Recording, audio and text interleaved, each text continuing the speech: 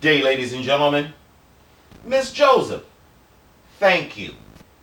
In today's video, I would like to prove our Mandela effect video to be true. How? Well, if it's true there is nothing new under the sun, and if I can prove the essence of our video was done in the past through the scripture, we have no other choice but to mark the information as a plausible future event. Am I right about it? Somebody tell me if I'm right about it. Saying that, D. Jones, K. Mac, Mr. D. Leslie, allow me to ask you a question. When you read Uncle Ezekiel 28, 11 through 19 in the Septuagint, what do you perceive? What?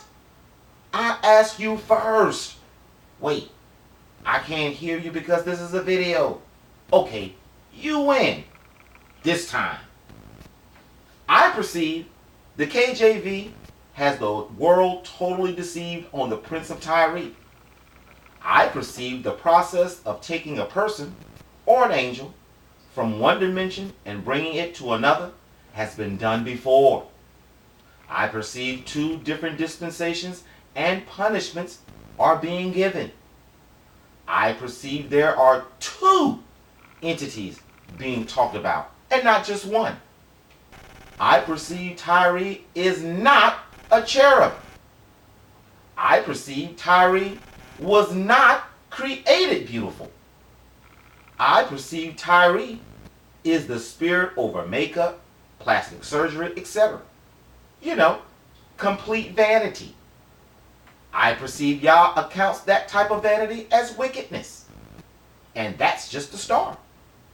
Many things to prove with such little scriptures to deal with, huh? Mr. Williams, Mr. Hayes, shall we begin?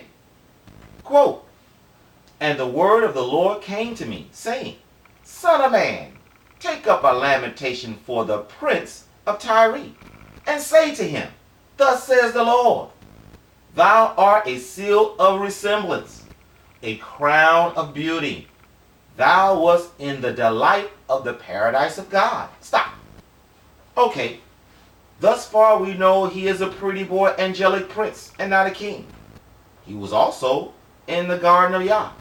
Alright, or the presence of Yah at one time. But here's where things get a little interesting. Quote, listen up. "Thou hast," what? "Thou hast bound upon thee every precious stone." Stop. What? Let me read that again. Quote, "Thou hast bound upon thee every precious stone." Well, what do you know? This guy had angelic plastic surgery. He wasn't created beautiful. He accessorized himself. He was vain as hell. But that's not nearly all. Let's continue. We're about to hear about all of the accessories he put on himself. Quote, "Thou hast bound upon thee every precious stone, the sardius, the topaz, the emerald, the carbuncle, the sapphire, the jasper, the silver, the gold, the lumbre, the agate, the amethyst, the crystallite, the beryl, and onyx." Listen up. "And thou hast filled thy treasures and thy stores in thee with gold." Stop.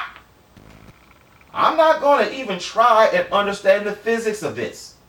But what I do understand is he did this to himself and was not created this way like the KJV leads us to believe. But wait, Miss Sharon. You know what? This part is so exposing. Let me triple that up. But wait, Miss Sharon. But wait, Lance A. But wait, Miss Felicia. Not only was he not created this way, like the KJV wants us to believe, guess what? The KJV got us again. Because he isn't even a cherub, the KJV leads us to believe also. Check this out.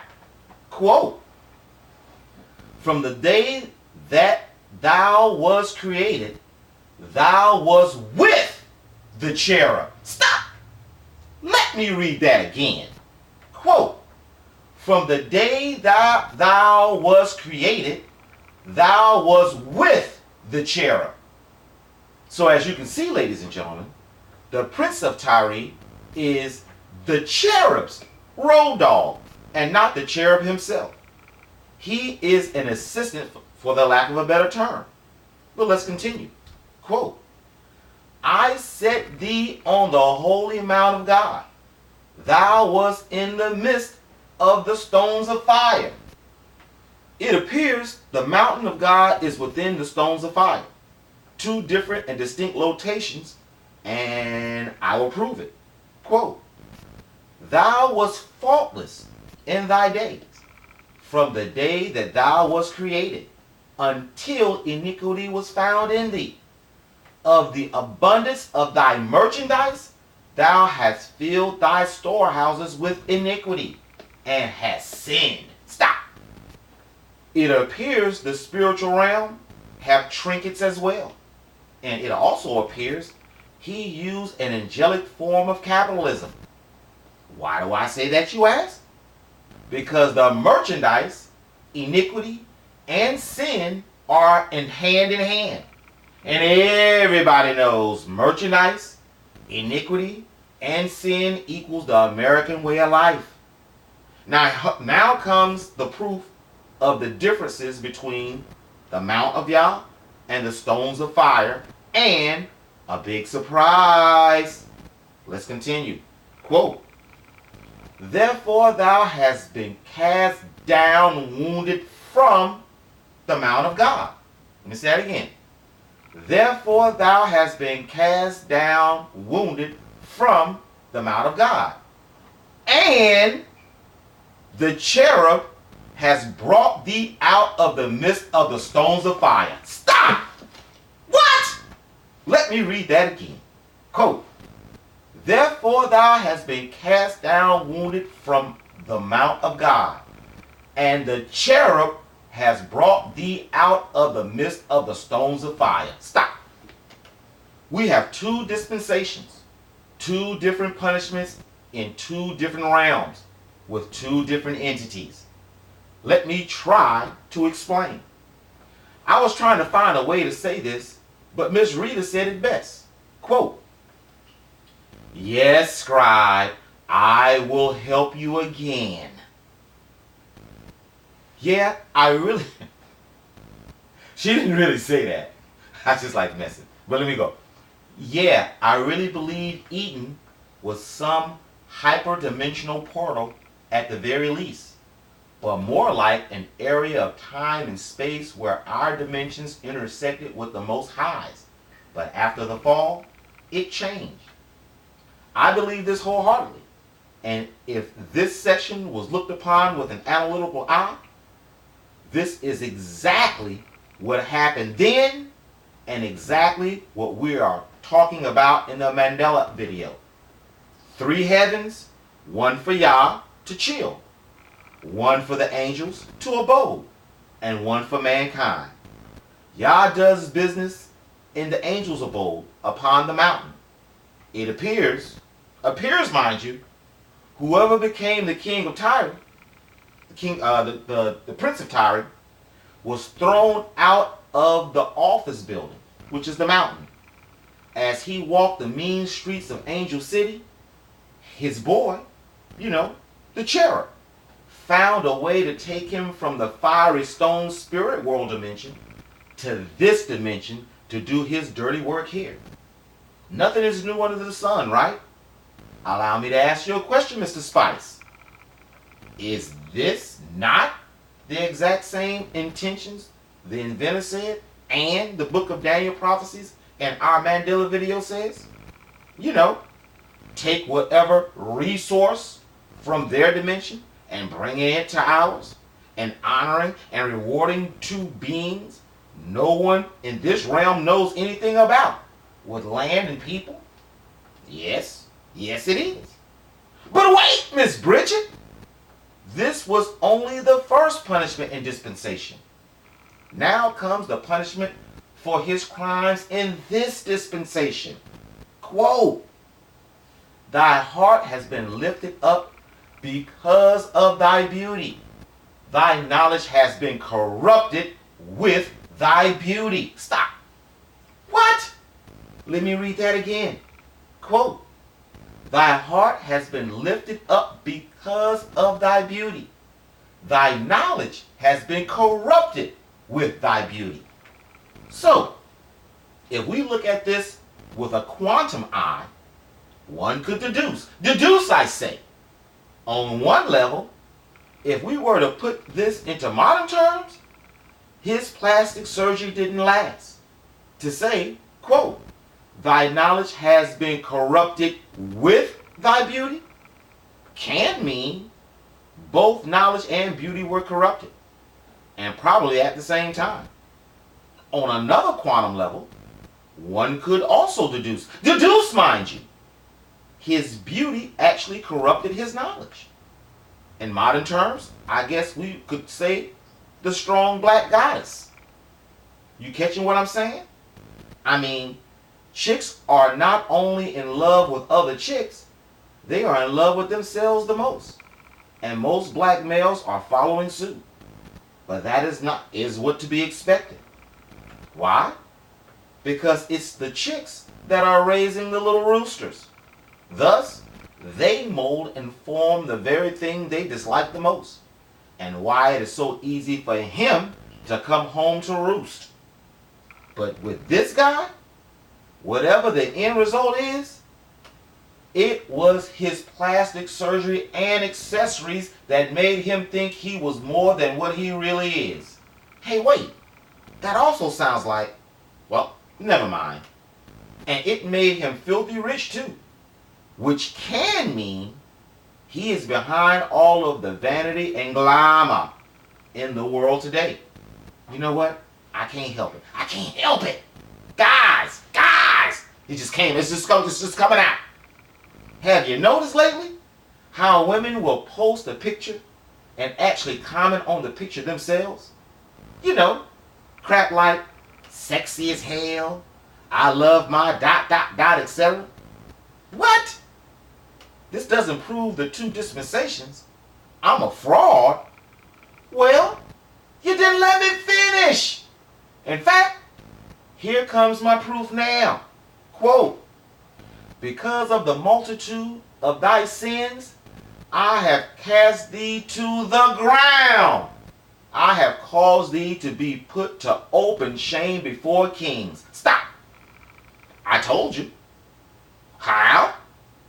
Because being thrown out of the mountain of Yah and pulled out of the fire stones by the cherub, and being thrown to the ground and openly shamed before earthly kings, are entirely different. One is in the spirit realm and the other is in our realm. But if you're still not convinced, and I know that you're not, let's continue. Quote, because of the multitude of thy sins and the iniquities of thy merchandise. Stop. What? Let me read that again. Quote, because of the multitude of thy sins and the iniquity of thy merchandise. So, as you can see, his sins were numerous and vanity merchandise were iniquities. We already went over how the good weave, that good weave, was sacrificed to a demon for some favors in India. But let's continue, shall we? Quote, I have profaned thy sacred things, and I will bring fire out of the midst of thee. This shall devour thee, and I will make thee to be ashes upon the land before all that see thee, and all that know thee among the nations shall groan over thee. Thou art gone to destruction, and thou shalt not exist anymore. Example. Well, this proves my two different punishments in two different dispensations. Doesn't it? What? How? Duh. There is no bringing him out from ashes, people. I think that's kind of final, what we just read. And in this punishment, the earthly nations groaned over his loss, which can only mean we are probably looking at him or his earthly representation on television today. But before I let you go, allow me to show you just how plausible my conjecture of maybe the everlasting covenant the evildoers will break could be the rainbow. I mean, it is the only everlasting covenant Yah made with the entire earth. Humans, animals, plants, the whole 9 yards. That's pretty big. You know what I'm saying? That's a pretty big everlasting covenant, if you ask me. But when I heard this, it was another shekel on the scale. According to Geoengineering Watch, under bombshell, as Air Force openly admits HAARP, H-A-A-R-P, successfully controlled the weather. I'm going to cut to the chase. May 2014. Quote, while HAARP and weather control has been called a conspiracy theory by mainstream media and government officials, during a Senate hearing on Wednesday, David Walker, Deputy Assistant Secretary of the Air Force of Science, Technology, and Engineering, dropped a bombshell in an answer to a question asked by Lisa Murkowski in relation to the dismantling of the $300 million high-frequency active Aurora research program in something this summer. Walker said this is, personal quote, not an area that we have any need for in the future. It would not be a good use of Air Force research funds to keep HAARP going. We're moving on to other ways of managing the ionosphere, which the HAARP was really designed to do, to inject energy into the ionosphere to be able to actually control it. But that work has been completed. Example. So as you can see, if you tinker with the ionosphere, everything that is umbrellaed under it will be affected also. To tinker with the ionosphere is the equivalent of tinkering with light itself, which is what a rainbow is all about, right? It is the truth. I don't know. Is it the truth? I don't know. Is it a plausible answer? Yes. Will you struggle with me through one last video before we move on? I don't know that either, but I'm asking you now. I want to give you some facts, and then the wildest plausible reason to why the monsters and giants and dragons that breathe fire are so pissed off. Deal? I can't hear your answer because this is a video. But if you said deal, thank you for looking at this video. Yah's will, look for the next soon.